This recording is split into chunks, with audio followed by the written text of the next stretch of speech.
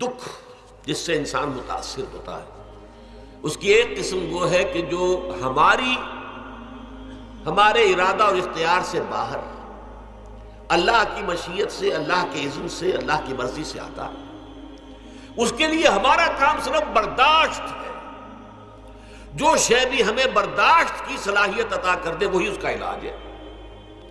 جیسے آپ کو معلوم ہے کہ بخار بہت تیز چڑھا ہوا ہے، اس کی دوا نہیں ہے اسپرین یا کوئی اور پیراسیٹامول، بخار کی شدت کو کم کر دے، وہ کوئی علاج نہیں ہے۔ علاج تو ہوگا اگر معلوم ہو کہ کون سے جراثیم ہے، کس کی وجہ سے ہے، اس کا صحیح اینٹی بائیوٹک کون سا ہے، وہ علاج ہوگا۔ یہ علاج نہیں ہے، لیکن اس کی شدت کی کمی اور اس کے اندر جو احساس ہے جھیل جانے کا، وہ انسان کے لیے آسان ہو جاتا ہے۔ یہی مضمون آیا ہے سورہ حدید میں بھی، ما اصاب من مصیبت فی الارض ولا فی انفسکم، یہاں کھول دیا اس مضمون کو۔ میں نے عرض کیا تھا نا کہ یہ آفت سماوی بڑے پیمانے پر بھی ہو سکتی ہے، زمین میں یعنی زلزلہ آ گیا، فلڈ آ گیا، طوفان آ گیا، ولا فی انفسکم، خاص تمہاری جان میں، تمہیں بخار ہو گیا، تمہیں ٹی وی لگ گئی،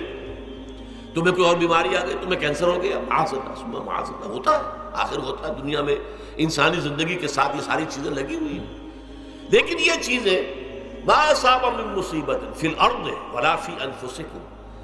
نہیں پڑتی تم پر کوئی پڑنے والی کوئی مصیبت، کوئی تکلیف، نہ پوری زمین میں بڑے پیمانے پر، نہ تمہاری جانوں میں انفرادی سطح پر، الا فی کتاب من قبل ان نبراها، مگر یہ کہ وہ تو ایک کتاب میں، کتاب اللہ کے علم کی کتاب، ام الکتاب، اس میں پہلے سے درج موجود ہے۔ یہ الٹ اپ نہیں ہو گیا، یہ اچانک نہیں ہو گیا۔ آپ اچانک سمجھتے ہیں کہ صاحب میں تو جا رہا تھا، اچانک ٹرک نے آ کے مجھے دھکا مار دیا۔ اچانک کوئی شے یہاں نہیں ہوتی، اس کائنات میں پتہ تک نہیں ہلتا جب تک کہ اذن رب نہ ہو۔ اچانک کا کیا سوال ہے؟ تو در حقیقت جو ہوتا ہے وہ اللہ تعالیٰ کے علم میں پہلے سے ہے، علم میں کامل، ما کان وما یکون، جو کچھ ہوا جو کچھ ہوگا، مستقبل، ماضی، کل کا کل آنے واحد میں اللہ کے علم میں موجود ہے۔ لہذا یہاں اچانک کچھ نہیں ہوتا، جو بھی آیا ہے اللہ کے علم سے آیا، اور یہ پہلے سے اللہ کے علم کے اندر موجود تھا، لکھا ہوا تھا، الا فی کتاب من قبل ان نبراها ان ذلک علی اللہ یسیر۔ یہ تمہیں تو مشکل نظر آئے گا لیکن اللہ پر بڑا آسان ہے، اللہ کا علم کامل، ما کانا ما یکون کو حاوی ہے، لکہ لا تاسوا علی ما فاتکم، تاکہ تم افسوس نہ کیا کرو ان چیزوں پر جو تم سے چھوٹ جائیں، جاتی رہیں، چھن جائیں۔ کوئی موقع تھا ہاتھ سے نکل گیا، کوئی دولت تھی اس پر ڈاکہ پڑ گیا، کوئی اور مصیبت ہے وہ آ گئی، کوئی عزیز فوت ہو گیا، اکلوتا بیٹا تھا فوت ہو گیا، وغیرہ وغیرہ۔ ما فاتکم، فات سے ہی فوتیدگی ہے نا، جو شے بھی نکل جائے، چلی جائے، ہاتھ سے جاتی رہے، چاہے وہ کوئی آپ کا عزیز تھا جو فوت ہو گیا تو آپ کے ہاتھ سے نکل گیا، یا کوئی مال تھا جو آپ کے قبضے سے نکل گیا، ڈاکہ پڑ گیا، چوری ہو گئی، نقصان ہو گیا کاروبار میں بہت بڑا، اس پر افسوس نہ کیا کرو۔ اگر افسوس کرو گے تو اس کا مطلب کیا ہوگا کہ تمہیں اللہ پر اعتماد نہیں ہے، یا تم سمجھتے ہو کہ اللہ کے سوا بھی کوئی ہے جو یہ کام کر سکتا۔ کائنات میں تو ایک ہی کی مرضی چلتی ہے، وہ ہے اللہ۔ لہذا اگرچہ وہ کسی کے ذریعے سے تکلیف آپ کو پہنچی ہے، کسی نے آپ کو پتھر مارا ہے، وہ پتھر ہو سکتا ہے آپ کو نہ لگتا، لگ گیا ہے تو اللہ کے فیصلے سے لگا ہے، اس کا باپ بھی نہیں پتھر مار سکتا آپ کو اگر اللہ کا اذن نہ ہو۔